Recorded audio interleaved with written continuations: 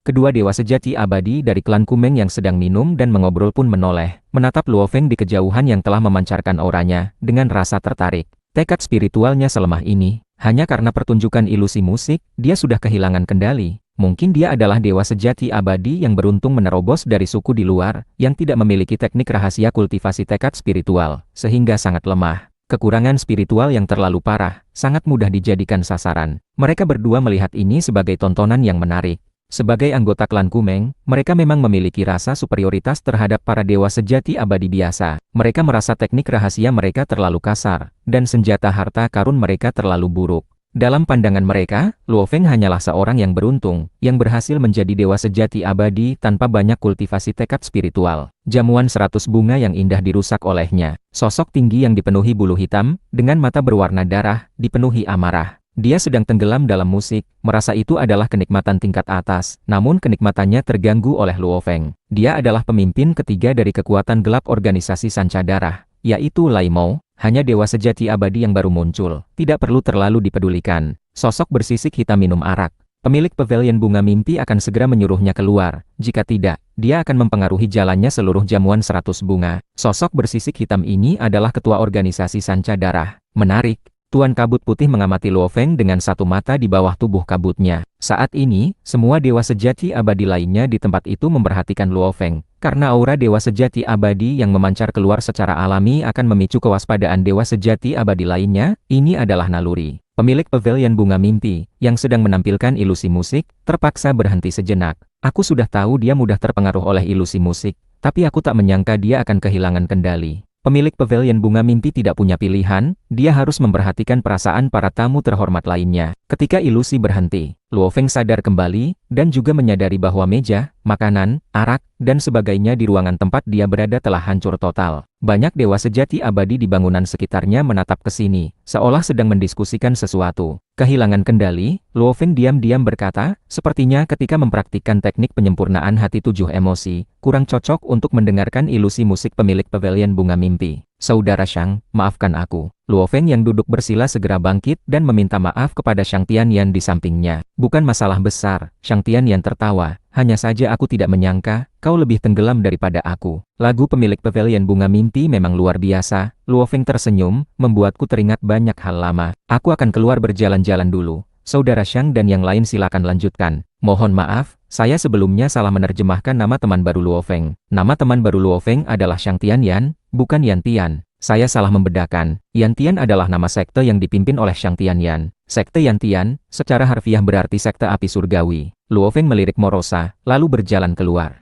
Morosa juga segera mengikutinya. Ketika Luo Feng keluar dari bangunan, dia sempat sedikit mengangguk ke arah pemilik pavilion bunga mimpi untuk menyatakan permintaan maaf, lalu pergi bersama Morosa. Ketika dia menatapku, tidak ada rasa terobsesi. Pemilik pavilion bunga mimpi merasa sedikit kecewa. Tenggelam dalam ilusi tidak berarti harus terobsesi padanya. Namun, kemampuan dia melawan ilusi jelas sangat lemah, masih ada kesempatan. Semuanya, tadi ada sedikit gangguan, mohon jangan dimasukkan ke hati. Suara pemilik pavilion bunga mimpi terdengar, secara alami menenangkan hati. Dewa sejati abadi asing ini, kekuatannya mungkin biasa-biasa saja. Hal lain tidak jelas, tetapi tekad spiritualnya relatif lemah. Para dewa sejati abadi ini mengamati Luo Feng yang pergi, dan masing-masing memiliki pemikiran sendiri. Tuan, apa kita tidak jadi menghadiri jamuan 100 bunga? Kata Morosa sambil mengikuti Luo Feng. Tidak ada yang menarik di sana, kata Luo Feng sambil menggelengkan kepala. Jika dia tidak mempraktikkan teknik penyempurnaan hati 7 emosi, ilusi itu tidak perlu dipedulikan. Tetapi jika dia mempraktikannya, itu sementara melebihi batasnya sendiri, dan situasi kehilangan kendali bisa terjadi. Dibandingkan dengan itu, para musisi tingkat dewa sejati kekosongan justru lebih cocok untuknya. Pelayan berjubah hijau Yu Luo juga mengikuti. Atur tempat lain untukku, Luo Feng memerintahkan. Ngomong-ngomong, suruh Aluoya datang. Baik yang mulia. Pelayan berjubah hijau mengangguk,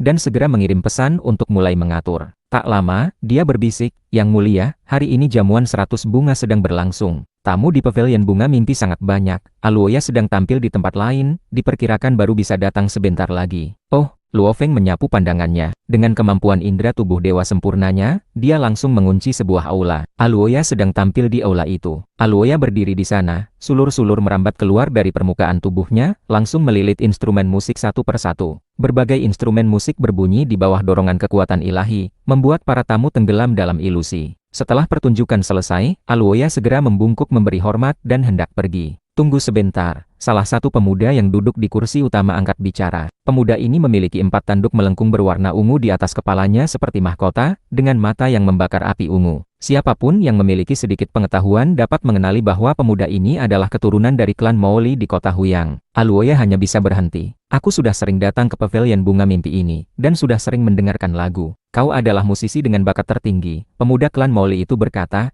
aku Mouli Lian secara resmi mengundangmu untuk menjadi musisi klan Mouli. Apa kau bersedia? Hati Aluoya bergetar. Undangan dari keturunan klan Mouli. Dia tidak mau pergi. Memasuki klan besar terkemuka seperti itu, dia khawatir akan sepenuhnya menjadi barang mainan. Di samping Mouli Lian duduk seorang pria berambut merah. Pria berambut merah itu tertawa dan berkata, Aluoya, Mouli Lian adalah jenius muda dari klan Mouli, dan bahkan mendapat bimbingan pribadi dari Komandan Mouli Xiao dari Legiun Huyang. Peluangnya besar untuk menjadi dewa sejati abadi. Dia secara pribadi mengundangmu. Ini adalah sebuah kehormatan. Apa yang kau ragukan? Aluoya berbisik. Aku adalah musisi pavilion bunga mimpi. Aku tidak bisa pergi sesuka hati. Mouli Lian berkata sambil tersenyum. Selama kau bersedia, pemilik pavilion bunga mimpi akan tetap menghormati klan Mouli. Aluoya mengumpulkan keberaniannya dan berkata, Tuan muda Mouli Lian, aku tidak mau pergi. Jika dia benar-benar memasuki klan Mouli, dan tanpa sengaja menyinggung salah satu keturunan inti klan, dia akan menjadi barang mainan yang dipanggil datang dan pergi sesuka hati. Mouli Lian sedikit mengernyit. Pria berambut merah itu melihat ini dan segera berkata, Aluoya, kau adalah klan rumput sulur 1000 daun bukan? Jika aku tidak salah ingat, klan rumput sulur 1000 daun berada di wilayah organisasi sanca darahku. Organisasi sanca darah adalah salah satu dari 19 kekuatan gelap di seluruh kota Huyang. Mereka secara diam-diam mengendalikan seluruh kota Huyang. Mendengar ini, wajah Aluoya berubah. Klan rumput sulur 1000 daun memiliki 9 dewa sejati kekosongan dan lebih dari 10.000 dewa sejati, dan mereka tinggal di distrik musim dingin bersalju di kota Huyang. Pria berambut merah itu menatapnya, aku seharusnya tidak salah ingat. Dia mengingat dengan jelas berbagai jenis kultivator di wilayah organisasi sanca darah, selama mereka memiliki sedikit latar belakang. Sebab, dia perlu mencari domba gemuk. Ketika dia menemukan domba gemuk, dia harus menyembelihnya. Aluoya ragu-ragu, dia benar-benar tidak rela. Di jalan kultivasi, mengapa harus menjadi barang mainan? Tetapi dia takut pada organisasi sanca darah. Duan Moyun, kekuatan organisasi sanca darahmu biasa-biasa saja. Mouli Lian tertawa kecil, matanya juga menjadi sedikit dingin. Pria berambut merah, Duan Moyun, juga sedikit kesal melihat Aluoya dan berkata, musisi kecil tidak tahu terima kasih. Enyahlah. Aluoya merasa tidak nyaman, dan sama sekali tidak berani pergi. Dia dapat melihat bahwa Duan Moyun sangat marah. Jika dia benar-benar pergi begitu saja, dia khawatir akan membawa bencana besar bagi seluruh klannya. Tepat ketika Aluoya berada di antara dua pilihan, seorang pelayan berjubah ungu bergegas masuk ke aula utama, dan segera meminta maaf. Tuan muda Mouli Lian, Tuan Duan Moyun, mohon jangan marah. Karena Tuan muda Mouli Lian secara pribadi mengundang, tentu ini adalah berkah bagi Aluoya. Biar aku coba membujuk Aluoya. Mouli Lian sedikit mengangguk. Duan Moyun mencibir, musisi kecil ini, keberaniannya cukup besar. Ya, pelayan berjubah ungu menjawab,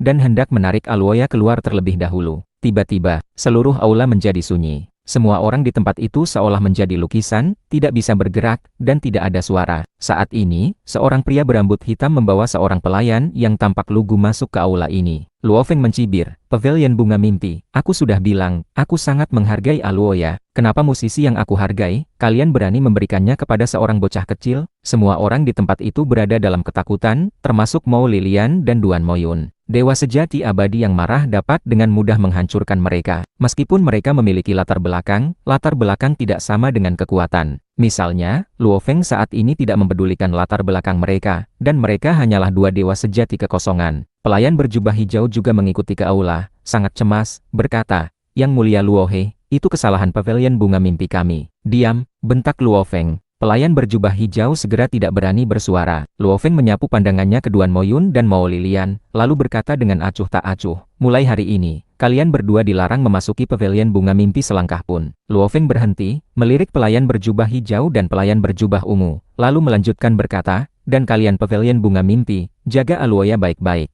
Jika kalian tidak bisa melindunginya, serahkan dia padaku. Mengerti? Pelayan berjubah hijau begitu ketakutan untuk menjawab, dan hanya bisa mengangguk bertubi-tubi. Adapun organisasi Sanca Darah, Klan Mowli, Pavilion Bunga Mimpi. Siapapun yang tidak puas, datanglah dan cari aku, kata Luo Feng dengan sedikit senyum. Lalu ia menambahkan, aku akan menyambut kalian dengan hangat. Setelah selesai berbicara, aura tak terlihat menghilang, dan semua makhluk di seluruh aula mendapatkan kembali kebebasan mereka. Tetapi semua orang terkejut, dan untuk sementara tidak ada yang berani bersuara. Aluoya, ikut aku. Luo Feng berkata, lalu langsung berjalan keluar. Hehehehe. Morosa menyapu pandangannya ke sekeliling, dan juga tertawa beberapa kali sebelum berjalan keluar. Dia diperintahkan untuk tidak boleh mencari masalah. Tetapi jika tuannya Luo Feng yang mencari masalah, Morosa setuju sepenuhnya. Aluoya dan pelayan berjubah hijau mengikuti keluar. Keduanya tampak sedikit bingung. Di aula hanya tersisa Mao Lilian, Duan Moyun, pelayan berjubah ungu, dan rombongan bawahan. Ini sungguh keterlaluan, kata Mao Lilian. Ia merasa malu dan marah, tetapi tidak ada yang bisa ia lakukan. Dia sama sekali tidak mempedulikan organisasi Sanca Darah, Pavilion Bunga Mimpi, atau Klan Mowli, kata Duan Moyun. Ia juga sangat marah, dan segera melaporkan detail situasinya kepada ketua dan wakil ketua organisasi Sanca Darah melalui token komunikasi. Saat ini, ketua dan seorang wakil ketua organisasi Sanca Darah sedang menghadiri jamuan 100 bunga. Ini harus diberitahukan kepada pemilik Pavilion Bunga Mimpi, kata pelayan berjubah ungu. Ia juga segera menceritakan semua kejadian kepada pemilik Pavilion Bunga Mimpi.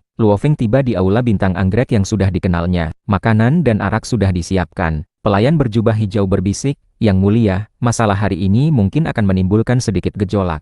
Luo Feng meliriknya, tidak mengatakan apa-apa. Dia sudah sangat menahan diri. Agar Aluoya tidak mendapat masalah besar, dia bahkan tidak bergerak. Sebelumnya, ketika dia mendengar Duan Moyun mengancam menggunakan klan rumput sulur 1000 daun, Luo Feng sudah memiliki niat membunuh. Ancaman dengan menggunakan klan atau suku adalah hal yang paling Luo Feng hina. Membunuhnya akan memuaskan dirinya, tetapi itu akan membawa banyak masalah bagi Aluoya. Jadi dia sangat menahan diri, hanya memberikan sedikit peringatan. Itu sudah sangat murah hati. Seorang anggota organisasi Sanca Darah berjalan keluar aula, berkata dengan hormat, Yang Mulia Luo He, wakil ketua kami juga sedang menghadiri jamuan 100 bunga. Setelah mendengar bahwa Tuan Aula Duan Moyun memiliki sedikit konflik dengan Yang Mulia, wakil ketua Laimo secara khusus memerintahkan bawahan ini untuk mengundang Yang Mulia menghadiri perjamuan. Mengundangku untuk menghadiri perjamuan? Luo Feng memegang gelas arak dan melanjutkan, jika dia ingin bertemu denganku, suruh dia datang sendiri ke hadapanku. Tidak ada alasan bagiku untuk mengunjungi dia.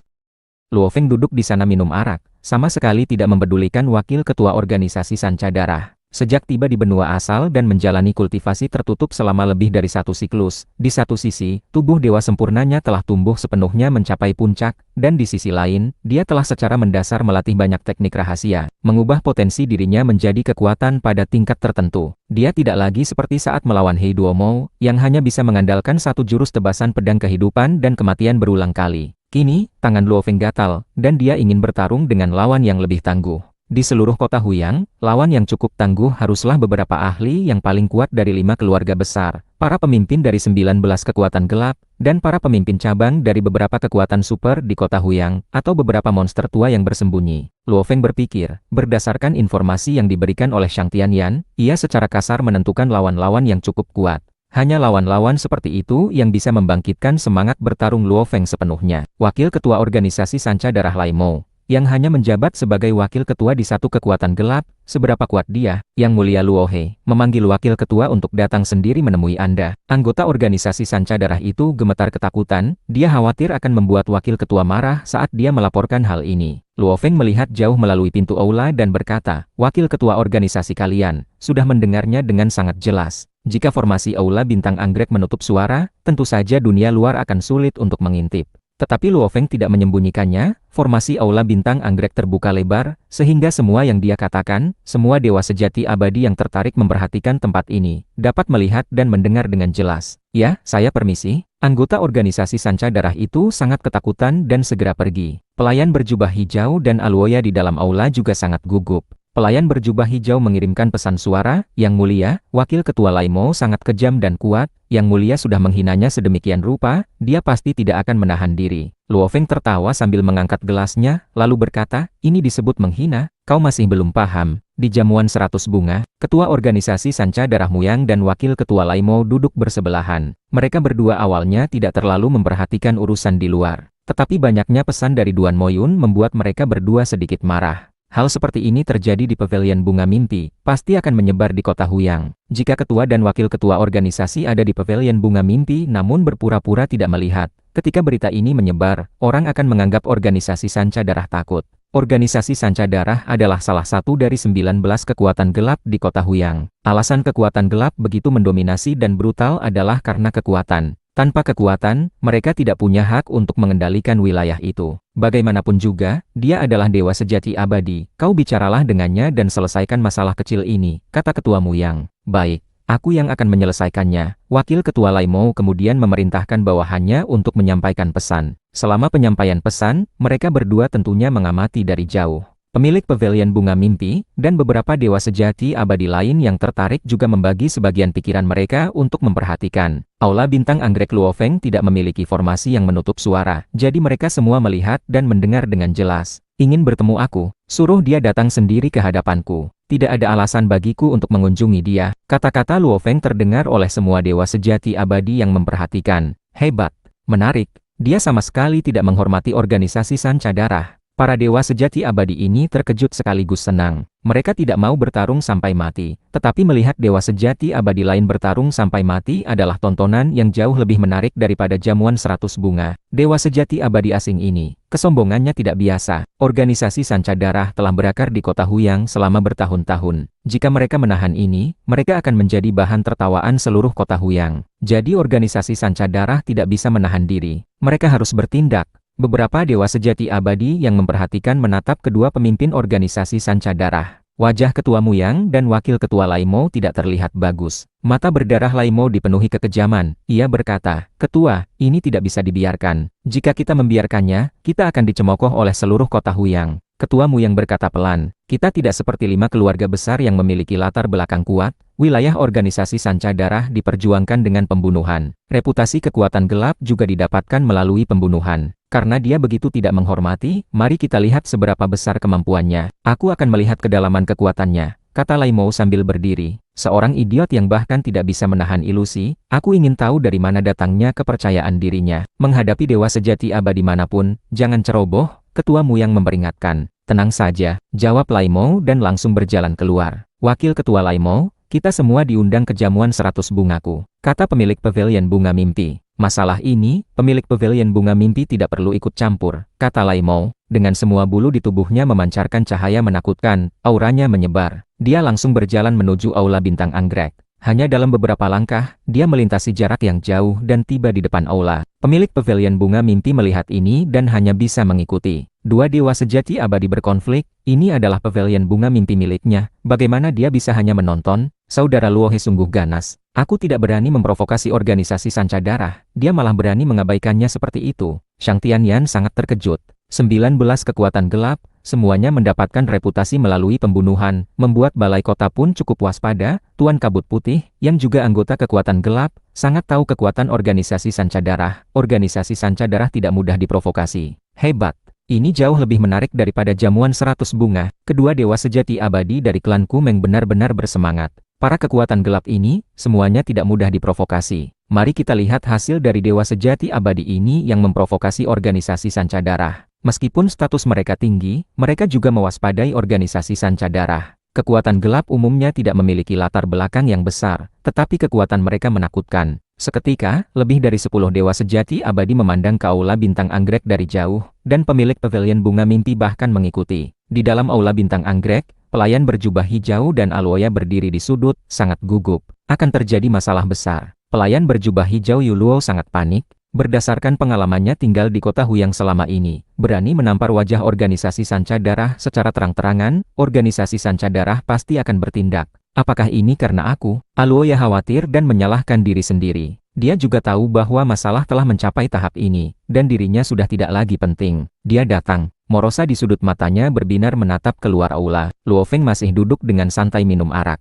Wakil Ketua Laimou muncul di luar pintu aula. Aura menakutkan menyebar di sekitar tubuhnya, mata berdarahnya menatap Luofeng, dan dia tersenyum sinis. "Tuan Dewa Luohe menyuruhku datang berkunjung sendiri bukan? Aku sudah datang. Kalau ada urusan, cepat katakan." Luofeng berbicara sambil terus menuangkan arak untuk dirinya sendiri, bahkan tidak repot-repot melihatnya. Wakil Ketua Laimou terdiam sejenak, lalu tertawa karena marah. Pemilik pavilion bunga mimpi yang juga baru tiba tahu bahwa dia tidak bisa menghentikannya sama sekali. Aku dengar kau sangat sombong. Klan Molly, pavilion bunga mimpi, dan organisasi sanca darah kami, tidak ada yang kau pedulikan. Aku awalnya ingin menyelesaikan masalah ini, tetapi siapa sangka, kau lebih gila dari perkiraanku. Wakil Ketua Laimo menggelengkan kepala, kau seharusnya tahu, masalah telah mencapai tahap ini, tidak mudah untuk diselesaikan. Aku beri kau kesempatan terakhir untuk meminta maaf dan memohon ampun. Serahkan 10.000 pasir kosmik sebagai permintaan maaf, dan organisasi sanca darah kami akan melupakan ini. Jika tidak, niat membunuh di mata Wakil Ketua Laimo semakin kuat.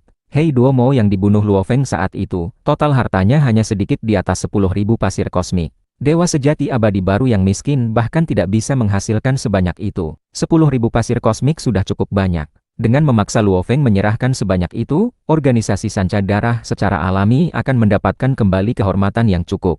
Jangan buang waktu, Luofeng memegang gelas arak, dan berkata dengan suara pelan, entah langsung mulai bertarung, atau enyahlah jauh-jauh. Wakil Ketua Laimo tertegun. Semua dewa sejati abadi yang menonton dari jauh menjadi sedikit bingung. Dewa sejati abadi Luohe yang baru muncul ini, benar-benar terlalu ganas. Dewa sejati abadi yang begitu ganas dan mendominasi jarang terlihat di kota Huyang. Dewa sejati abadi normal cenderung lebih berhati-hati dan tidak akan mudah mulai bertarung. Bagus, bagus, bagus. Wakil Ketua Laimo mengulurkan tangan kanannya, dan sebuah tongkat hitam muncul. Seketika, aura Wakil Ketua Laimo meledak. Kekuatan ilahinya sudah menyala. Karena Luofeng begitu tidak menghormati, Wakil Ketua Laimo juga sangat waspada. Dia menyerang dengan jurus yang paling ia kuasai. Hancur. Wakil Ketua Laimo mengayunkan tongkat hitam. Tongkat hitam itu seolah membelah kekacauan, membawa suasana mengerikan yang menghancurkan segalanya, dan dalam sekejap sudah berada di depan mata Luofeng. Dalam hal kekuatan dan teknik, Wakil Ketua Laimo mirip dengan Hei Duomo. Hanya saja Luofeng sekarang bukan lagi Luofeng yang baru tiba di benua asal.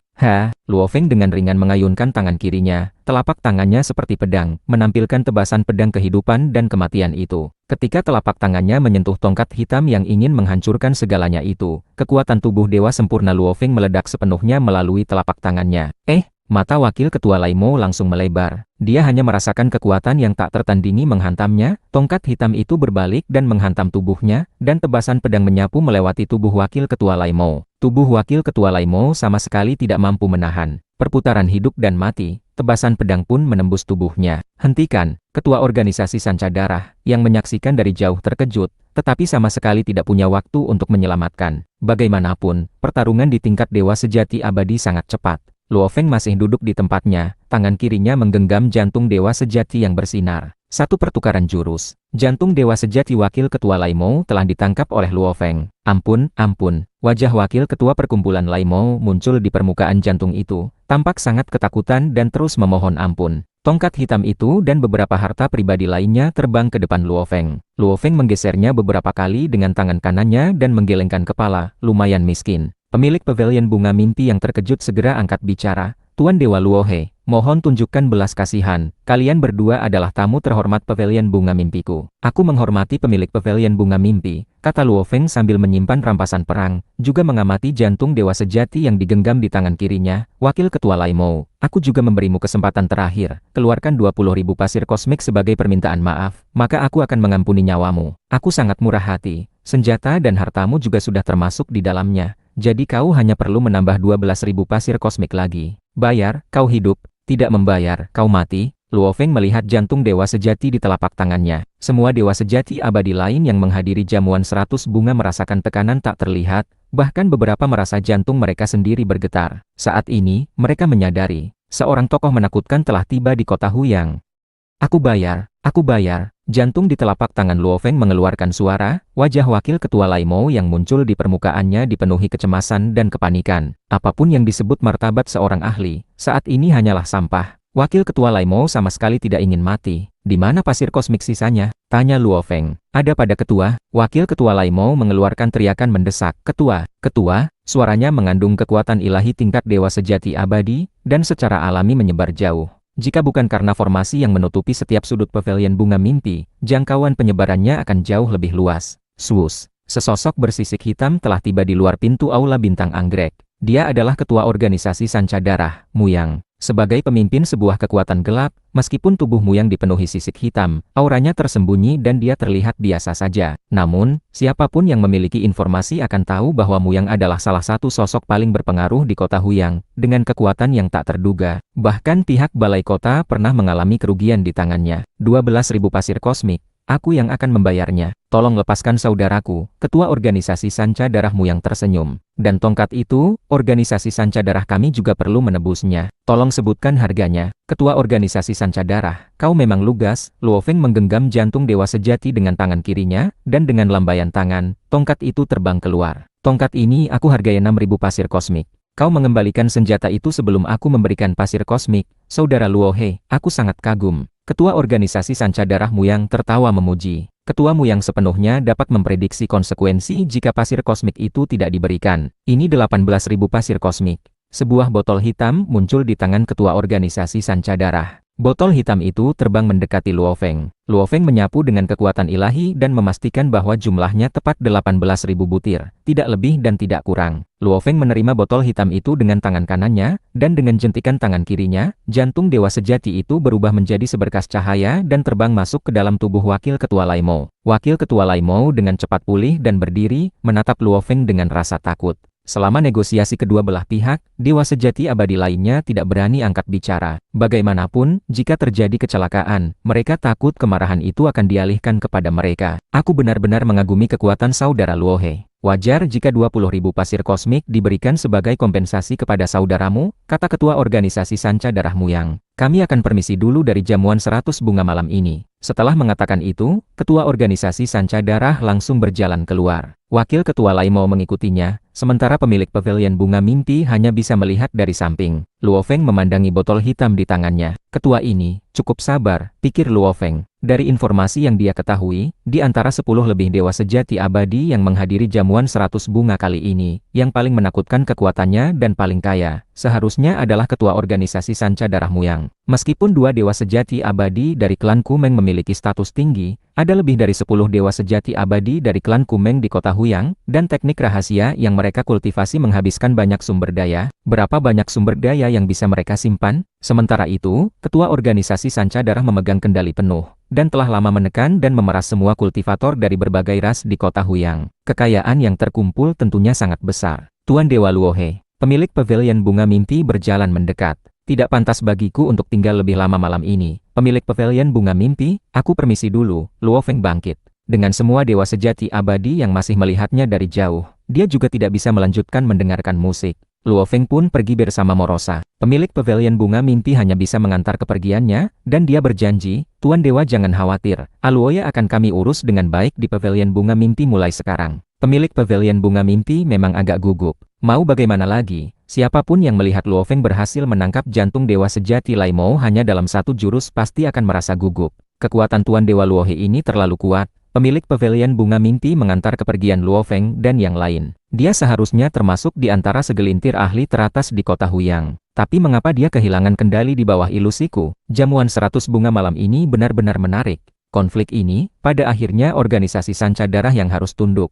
Kedua dewa sejati abadi dari klan Kumeng tertawa sambil berdiri. Baik tindakan Luo Feng maupun kompensasi yang diberikan oleh ketua organisasi Sanca Darah membuat mereka merasa sangat terhibur. Pemimpin sebuah kekuatan gelap tunduk dan memberikan kompensasi. Betapa langka kejadian seperti itu. Kekuatan Tuan Dewa Luo He sungguh menakutkan. Dia kehilangan kendali dalam ilusi sebelumnya, apakah karena tekad spiritualnya memiliki kekurangan, atau dia sengaja kehilangan kendali. Para dewa sejati abadi ini berdiri satu persatu, mereka juga tidak berniat untuk melanjutkan perjamuan. Kekuatan Luo He ini berada di atasku, Tuan Kabut Putih berkata dalam hati. Ketua organisasi Sanca Darah sangat kuat, namun dia menahannya. Sebagai bagian dari kekuatan gelap di kota Huyang, Tuan Kabut Putih tentu tahu betapa menakutkannya ketua organisasi Sanca Darah. Jika keenam dewa sejati abadi dari aliansi 6 tuan memiliki kekuatan yang serupa, dan hanya dengan bersatu mereka memiliki pengaruh sebesar itu, maka organisasi Sanca Darah utamanya mengandalkan kekuatan individu dari Muyang. Kedua wakil ketuanya jauh lebih lemah. Swus,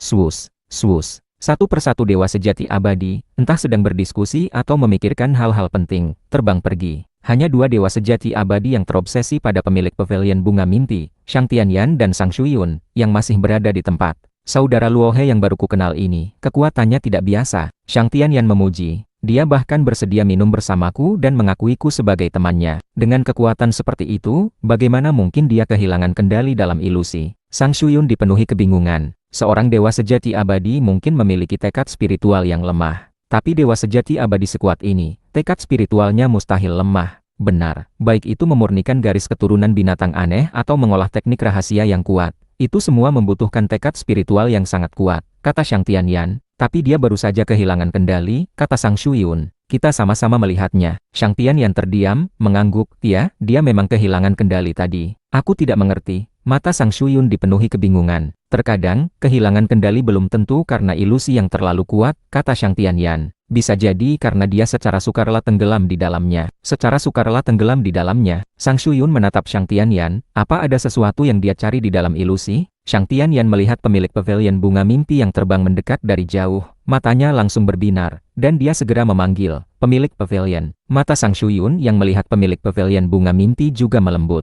Di markas besar organisasi Sanca Darah. Kali ini organisasi Sanca Darah kita sangat dipermalukan, didominasi oleh dewa sejati abadi yang baru muncul. Bahkan ketua sendiri yang memberikan kompensasi. Sosok kurus kering tidak bisa menahan diri untuk bicara. Dia adalah wakil ketua perkumpulan organisasi Sanca Darah yang lain, Mulin. Kejadian ini terjadi di pavilion bunga mimpi dan dilihat oleh begitu banyak dewa sejati abadi. Dalam semalam, ini akan menyebar ke semua kekuatan di kota Huyang. Wakil ketua Laimou dan ketua Muyang sangat diam. Laimou, apa dia benar-benar sekuat itu? Mencabut jantung dewa sejatimu dalam satu jurus? Wakil ketua Mulin mendesak. Apa aku akan memalsukan hal seperti itu? Wakil ketua Laimou marah karena dipermalukan. Cukup. Ketua Muyang menatap keluar jendela dan berkata, masalah kali ini sudah selesai sampai di sini. Wakil ketua Mulin menatap sesama klannya dengan terkejut. Apa kita hanya akan membiarkannya begitu saja? Seorang dewa sejati abadi biasa yang berani menampar wajah kita, tentu saja tidak bisa ditoleransi, kata Muyang dengan tenang. Tapi dewa sejati abadi yang mampu mencabut jantung dewa sejati Laimou dalam satu jurus, kita tunduk dan menahan diri, itu tidak memalukan. Muyang melihat keluar jendela, lagi pula, aku bisa melihat kalau dia sedang menungguku untuk bertindak.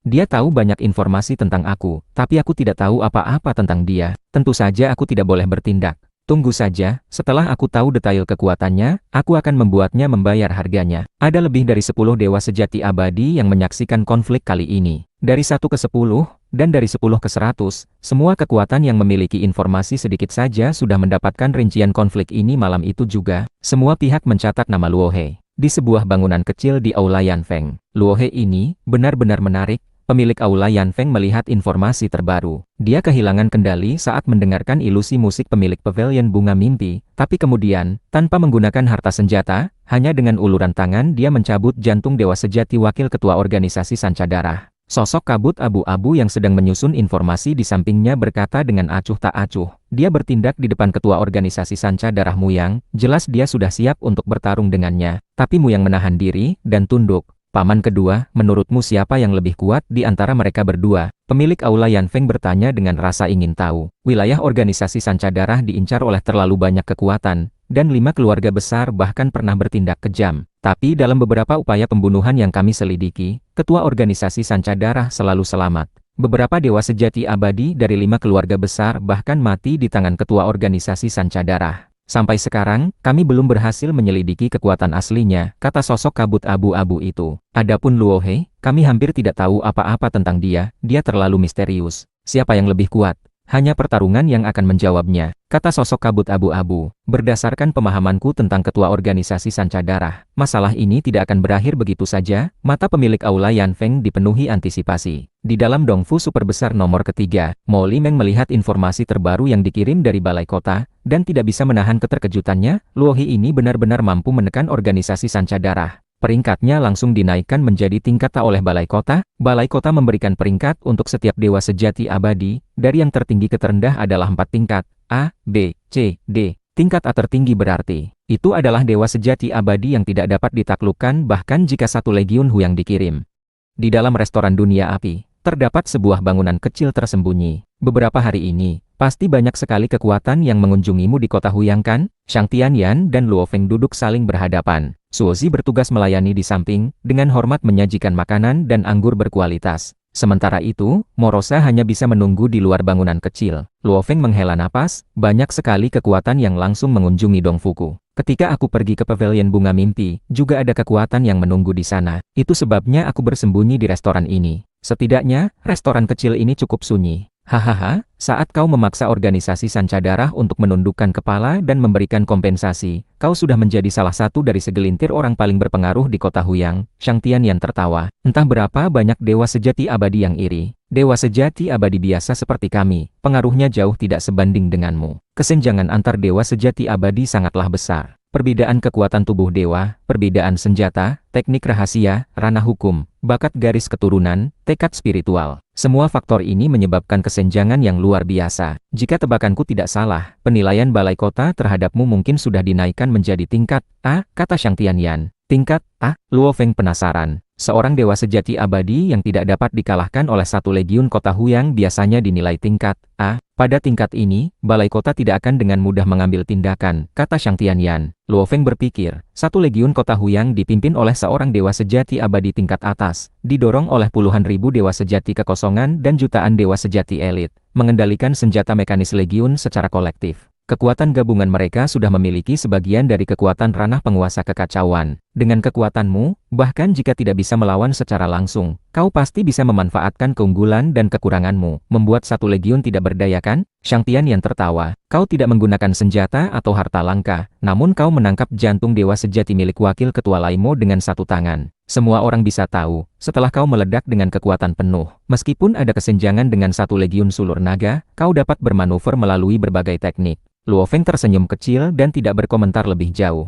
Apakah legiun kota Huyang sangat kuat dalam konfrontasi langsung? Jumlah kekuatan ilahi mereka dan tingkat kemurnian kekuatan ilahi mereka, semua tidak sebaik dirinya. Hanya senjata mekanis legiun itu, yang mungkin lebih kuat daripada sayap Shiwu miliknya. Hasil dari bentrokan langsung, bukan dirinya yang tidak mampu menanggung kerugian, tetapi satu legiun yang tidak akan mampu menanggung konsumsi kekuatan ilahi. Melihat senyummu itu, sepertinya kau tidak terlalu peduli dengan satu legiun kota Huyang. Shang Tianyan mengangkat cangkirnya, untuk ini, kita harus bersulang. Luo Feng tertawa sambil meminum anggurnya. Namun, Luo He, jangan meremehkan balai kota. 10 legiun utama kota Huyang, penjaga Huyang. Hanyalah kekuatan penekan yang terlihat di permukaan, kata Shang Tianyan. Kota besar ini, yang telah dibangun dan ditempa selama era yang tak terhitung, adalah salah satu pondasi sejati mereka. Jika benar-benar terdesak, mungkin saja akan ada penguasa kekacauan, bahkan Raja Dewa yang akan datang. Aku tidak sebodoh itu sampai harus memprovokasi balai kota. Luo Feng juga tahu hal ini. Tentu saja, seluruh provinsi Jiujiang adalah tanah kekuasaan Markuis Jiujiang. Apa status Markuis Jiujiang? Tanpa masalah besar, dia tidak akan terburu-buru datang ke kota Huyang, kata Shang Tianyan. Jadi, selama tidak memprovokasi status pemerintahan balai kota, kau tidak perlu khawatir menarik kedatangan penguasa kekacauan. Tapi ada satu hal yang harus kau ingat.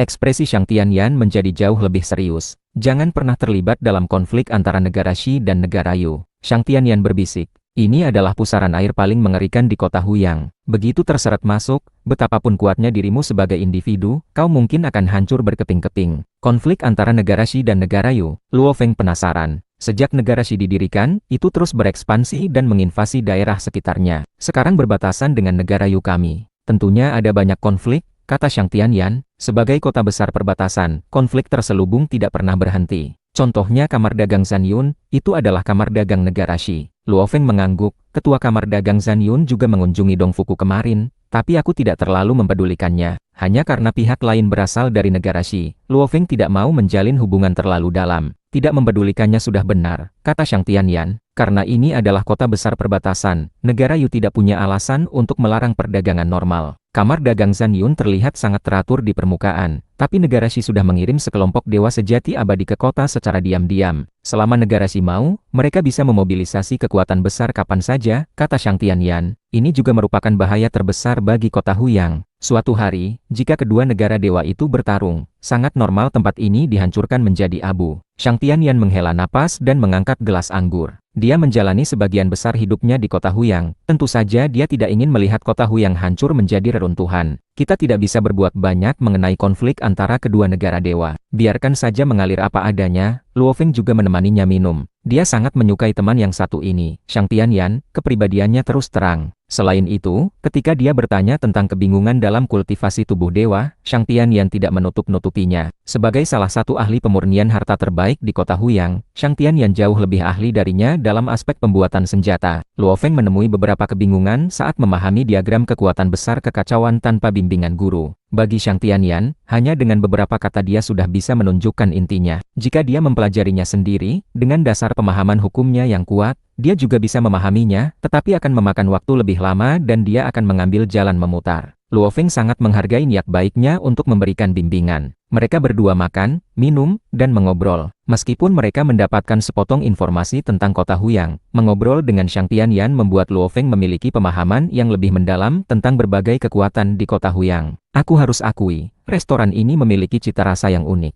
Shang Tianyan memuji saat dia berdiri untuk pergi. Aku juga sangat menyukainya. Daging panggang mereka sangat bertekstur, kata Luo Feng. Tubuh dewa sempurna miliknya terlalu kuat, sehingga makanan lezat biasa memberikan stimulasi yang terlalu lemah baginya, membuatnya terasa agak hambar. Mereka berdua mengobrol dan berjalan keluar dari bangunan kecil itu. Di luar, Morosa segera menyembunyikan kendi anggurnya. Saat itu, Luo Feng dan Shang Tianyan melihat seorang wanita dengan ekor berbulu. Di samping wanita itu, ada seorang penjaga. Ini adalah Diao Rongqi dari klan Diao Rong, putri dari Diao Rongyan. Shang Tianyan memperkenalkan. Salam, Paman Shang Tianyan. Diao Rongqi tersenyum dan memberi hormat. Kau datang untuk mengunjungi Luo He kan? Shang Tianyan bertanya sambil tersenyum. Bagaimana kau bisa menemukan tempat ini? Diao Rongqi buru-buru menjelaskan. Mendengar tentang kejadian yang mulia Luo He di Pavilion Bunga Mimpi, aku sangat ingin berkunjung. Kemudian, dari penjagaku, aku tahu kalau yang mulia Luo He mungkin akan datang ke restoran dunia api. Luo Feng memperhatikan adegan ini dengan penuh minat.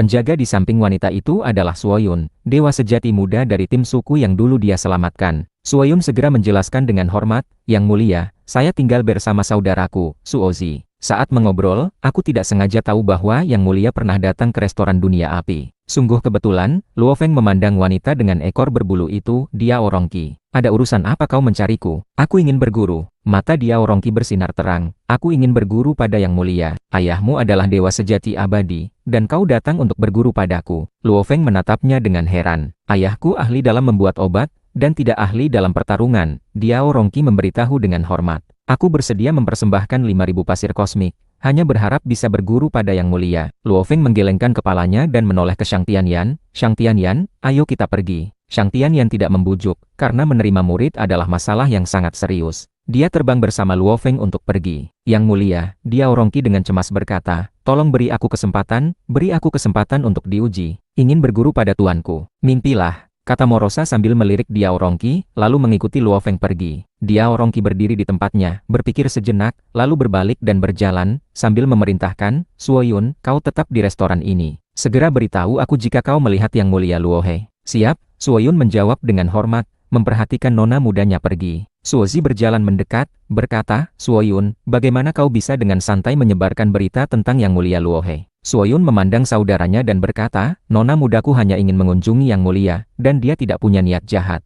Kenapa aku tidak boleh memberitahunya? Kami melakukan bisnis restoran. Kami harus melindungi rahasia tamu terhormat kami, kata Suozi. Kau adalah saudaraku, jadi aku memberitahumu secara pribadi. Kau memberitahu nona mudamu tanpa sepengetahuanku. Suoyun mencibir, Yang mulia tidak menyalahkanku, tapi kau, saudaraku, malah menyalahkanku. Yang mulia memiliki temperamen yang baik dan tidak menyalahkan. Tapi jika kau bertemu dengan seseorang yang temperamennya buruk, kau akan tamat. Suozi dengan cemas berkata, di kota Huyang, terutama dalam masalah yang melibatkan dewa sejati abadi, kehati-hatian tidak akan pernah berlebihan. Jika selalu berhati-hati, kapan kita bisa menerobos? Suoyun berkata dengan dingin, kesempatan datang, kita harus mengambilnya. Hanya dengan memberi informasi ini, aku telah mendapatkan hadiah teknik rahasia. Suozi terkejut. Mereka datang dari suku ke kota Huyang. Setelah memastikan garis keturunan mereka, mereka berusaha mencari cara untuk membeli teknik rahasia yang cocok untuk diri mereka sendiri. Hanya saja teknik rahasia yang baik dan cocok untuk diri mereka terlalu mahal. Suoyun sudah mendapatkan teknik rahasia, suasana hati Suozi menjadi sangat rumit untuk sementara waktu. Di satu sisi, dia benar-benar bahagia untuk saudaranya. Di sisi lain, dia juga merasakan kesenjangan di antara mereka. Dia masih menjadi pekerja magang, bekerja keras mengumpulkan kristal kekacauan untuk membeli teknik rahasia. Dan dapat diperkirakan, itu masih akan memakan waktu yang sangat lama. Kepala suku pernah berkata, di kota Huyang, kita harus rendah hati dan berhati-hati. Jangan terburu-buru, umurku masih sangat panjang, tidak masalah membuang waktu sebanyak ini. Suozi menekan emosinya. Di markas besar organisasi Sanca Darah. 2 hari ini, orang yang paling terkenal di seluruh kota Huyang adalah Luohe itu. Wakil Ketua Mulin menggelengkan kepalanya. Menyebut Luohe, pasti akan menyebut organisasi Sanca Darah kita. Bisakah kau diam? Wakil Ketua Laimo kesal. Aku tidak peduli dengan diskusi ini. Ketuamu yang mengerutkan kening. Yang aku pedulikan adalah kompensasi 20.000 pasir kosmik.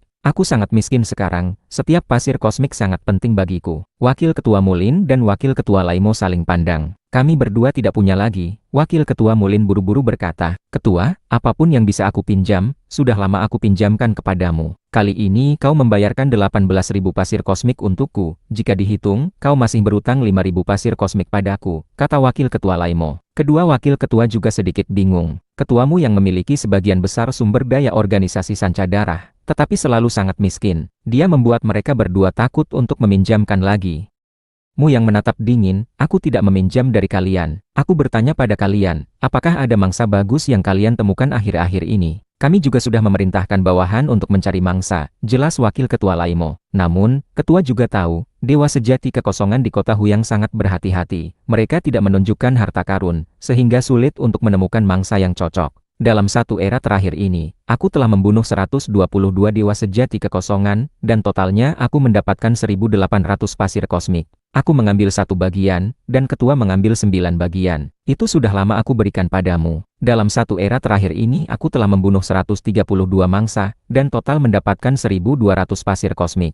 Yang seharusnya aku berikan padamu juga sudah aku berikan, kata Wakil Ketua Mulin. Kami berdua sudah membuat kontrak karma, kami tidak akan berbohong tentang hal-hal ini. Mu yang berkata dengan dingin, yang aku mau adalah mangsa yang bagus, bukan mangsa miskin ini. Kedua wakil ketua menggelengkan kepala. Sangat sulit menemukan mangsa yang bagus. Balai kota sudah menetapkan garis bawah, kata wakil ketua Laimo. Jatah pembunuhan di dalam kota sangat terbatas, dan Dewa Sejati Kekosongan itu sangat berhati-hati. Bahkan jika mereka mendapatkan harta karun, mereka tidak mungkin mengumumkannya. Wakil Ketua Mulin dengan cemas berkata, Ketua, sejak kita mendirikan organisasi Sanca Darah hingga sekarang, kau sudah mendapatkan cukup banyak. Dulu aku tidak melihatmu sekhawatir ini. Mengapa akhir-akhir ini kau semakin terdesak?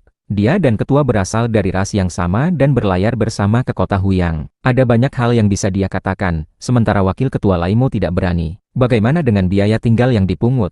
Tanya ketua organisasi Sanca Darah. Apa ada peningkatan? Sebagian besar dewa sejati di kota hidup dari berburu binatang aneh. Setiap kali mereka keluar untuk berpetualang dan mendapatkan harta karun, mereka akan kembali ke kota untuk tinggal dengan damai. Di dalam kota, selain sesekali berbelanja, mereka umumnya mengasingkan diri dan tidak keluar. Kami sama sekali tidak bisa memungut biaya tinggal lebih banyak. Wakil Ketua Laimo menggelengkan kepala. Apa ada peningkatan secara keseluruhan? Mu yang mendesak. Tidak ada, Laimo menggelengkan kepala. Di era ini, sepertinya malah sedikit menurun. Dasar sekelompok sampah. Mu yang sangat marah. Organisasi Sanca Darah memelihara begitu banyak bawahan hanya untuk membiarkan mereka mencari mangsa yang cocok di kota dan memungut biaya tinggal. Tidak bisa menemukan mangsa, dan biaya tinggal juga menurun di era ini. Apa gunanya sampah-sampah ini? Usir mereka yang tidak kompeten dari organisasi Sanca Darah. Biaya untuk memelihara seorang bawahan juga cukup tinggi. Bawahan juga harus membayar biaya tinggal kepada balai kota, 1 kristal kekacauan per 1 era, ditambah mereka juga membutuhkan sumber daya kultivasi. Jadi, rata-rata biaya memelihara bawahan tingkat dewa sejati per era adalah sekitar 3 kristal kekacauan. Semakin kuat bawahannya, semakin tinggi biayanya. Biaya operasional untuk kekuatan gelap yang besar juga sangat tinggi. Lagi pula, untuk memungut biaya tinggal dari penghuni dalam jumlah tak terhingga, tentu saja tidak bisa membiarkan dewa sejati abadi yang turun tangan kan? Mencari mangsa juga bukan urusan mudah. Balai kota punya aturan, selama para dewa sejati itu tinggal di Dongfu, balai kota menjamin keselamatan mutlak mereka. Dan di banyak tempat di kota Huyang, ada dewa sejati di mana-mana. Jika kami bertindak, kami akan ditemukan oleh dewa sejati lainnya. Begitu ada bukti kuat, balai kota juga harus menangkap pembunuhnya. Mulin menggelengkan kepala. Balai kota menjamin keselamatan para penghuni itu dengan berbagai cara, sehingga pemungutan biaya tinggal kami menjadi sangat sulit.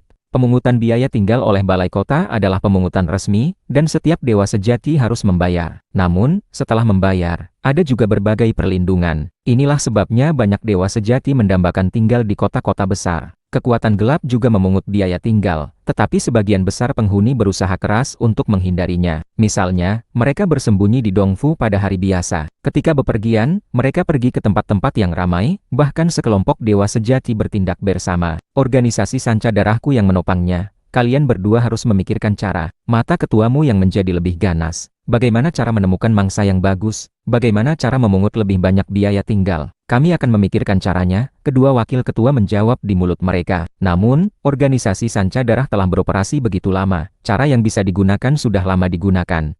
Ketuamu yang tiba-tiba melihat keluar. Molly Meng datang, kalian berdua keluar dulu. Baik, kedua wakil ketua Laimo dan Mulin menghela napas lega dan segera pergi. Tak lama kemudian, pria paruh baya dengan 4 tanduk ungu melengkung. Molly Meng, masuk. Kau datang untuk menagih hutang lagi. Ketuamu yang menghela napas. 50.000 pasir kosmik, berikan padaku. Molly Meng menatapnya. Jangan bilang setelah membayar ganti rugi 20.000 pasir kosmik kepada Luohe, kau tidak bisa membayarnya. Ketuamu yang menggelengkan kepala. Hanya 50.000 pasir kosmik, tentu saja aku bisa membayarnya. Tapi Molly Meng, untuk wilayah kecil organisasi Sanca Darahku ini, harus membayar 50.000 pasir kosmik setiap era, apakah ini tidak terlalu banyak? Bisakah dikurangi? Tidak mungkin, Molly Meng menatapnya, tertawa ringan. Kecuali kau membubarkan organisasi Sanca Darah dan melepaskan wilayah itu. Aturan kota Huyang, kekuatan gelap manapun yang menguasai wilayah, merekalah yang membayar pasir kosmik. Ini adalah garis bawah 5 klan besar. Ketuamu yang merasa agak tertekan. Pada awalnya, sambil bersaing dengan kekuatan gelap lainnya untuk wilayah, dia juga tidak mau membayar biaya kepada 5 klan besar. Dia menerima hukuman dari 5 klan besar. Saat itu dia menderita kerugian besar, dan akhirnya mundur selangkah, barulah 5 klan besar menoleransinya. Kalau begitu, bisakah kuota pembunuhan organisasi Sanca Darah setiap era ditingkatkan? Ketuamu yang berkata, proporsi kematian di dalam kota tidak boleh melebihi 1/1000 setiap era. Proporsi ini terlalu rendah. Dewa sejati dan dewa sejati kekosongan akan memiliki konflik dan pertempuran selama satu era yang panjang di dalam kota. Tingkat kematian normal sudah mendekati 1/1000. Kuota bagi kami untuk membunuh terlalu sedikit. Tidak boleh melebihi 1/1000. Molly Meng berkata dengan acuh tak acuh. Dalam satu era terakhir, organisasi Sanca Darah kalian sudah membunuh lebih dari 1 juta dewa sejati di kota secara diam-diam, dan juga beberapa ratus dewa sejati kekosongan. Itu sudah cukup. Jumlah dewa sejati di kota Huyang tidak terhitung. Jumlah yang kami bunuh ini jauh di bawah tingkat kematian normal. Mu yang menggelengkan kepala. Sambil berkata, dia menyerahkan botol giok kepada Molly Meng. Ini 50.000 pasir kosmik, tidak kurang satu pun. Molly Meng mengambilnya, barulah ekspresinya terlihat lebih baik. Dan dia berkata, aku mengingatkanmu, dalam beberapa puluh era terakhir, ada beberapa hal yang dilakukan organisasi Sanca Darah kalian sudah keterlaluan. Hal apa? Mengapa aku tidak tahu? Mu yang terkejut dan berkata, jangan menimpakan semua masalah padaku. Molly Meng meliriknya, tidak berkata lebih lanjut, lalu berbalik dan pergi. Mu yang memperhatikan kepergiannya. 5 klan besar balai kota adalah yang paling kejam. Matamu yang gelap dan dingin. Namun, dia tahu betul bahwa begitu garis bawah dilewati, 5 klan besar dapat sepenuhnya menghancurkan organisasi Sanca Darah tanpa menghiraukan biayanya. Semua anggota organisasi Sanca Darah membutuhkan pasir kosmik dalam jumlah besar setiap era, 5 klan besar juga membutuhkan pasir kosmik, dan Luohe itu juga mengambil 20.000 pasir kosmik. Mu yang juga merasa dirinya sangat miskin. Jika dihitung, di era ini aku tidak mendapatkan banyak. Pikiranmu yang bergerak, dan susunan formasi aula bekerja, mengisolasi sepenuhnya dari dunia luar. Wang, sebuah cermin terkondensasi di kehampaan di depannya. Di dalam cermin itu ada sosok berjubah putih yang mengenakan topeng merah. Tuan Dewa Sueyun. Ketuamu yang menyapa dengan sedikit merendahkan diri. 2 kekuatan paling menakutkan di seluruh kota Huyang. Salah satunya tentu saja adalah 5 klan besar balai kota, kekuatan penguasa. Yang lainnya adalah kekuatan negara Shi. Kekuatan negara Shi yang tersembunyi memiliki keberadaan yang sangat menakutkan, bernama Sueyun. Konflik antara kekuatan negara Shi dan 5 klan besar balai kota adalah yang paling intens, bukan sekedar konflik kecil seperti menekan kekuatan gelap. Mengapa ketuamu yang tiba-tiba mencariku? Suara Sueyun tenang, seolah tidak ada gejolak. Bagian bawah dari teknik pasir darah besi, membutuhkan 1 juta pasir kosmik. Aku benar-benar tidak bisa mengumpulkannya, kata ketuamu yang. Bisakah aku berutang sedikit pasir kosmik dulu? Aku akan memberikan setengahnya lebih dulu. Sueyun tertawa ringan, dengan teknik kultivasi garis keturunan, mencapai ranah penguasa kekacauan adalah batasnya. Sementara teknik pasir darah besi adalah metode kultivasi garis keturunan ranah penguasa kekacauan tingkat sempurna, dan sangat cocok untukmu. Teknik kultivasi seperti ini, bagimu, sangat langka. Jika bukan karena jasa besarmu, kami tidak akan memberimu kesempatan untuk membelinya. Aku tahu, tapi 1 juta pasir kosmik terlalu sulit untuk dikumpulkan, kata ketuamu yang. Karena kau bekerja untuk negara Shi kami, maka kau memiliki kesempatan untuk membeli ini. Coba saja kau pergi ke pavilion negara kuno Yanfeng, kau tidak akan bisa membelinya sama sekali, kata Sueyun. Ketuamu yang tentu paham, negara Shi begitu murah hati, rela mengeluarkan teknik pasir darah besi,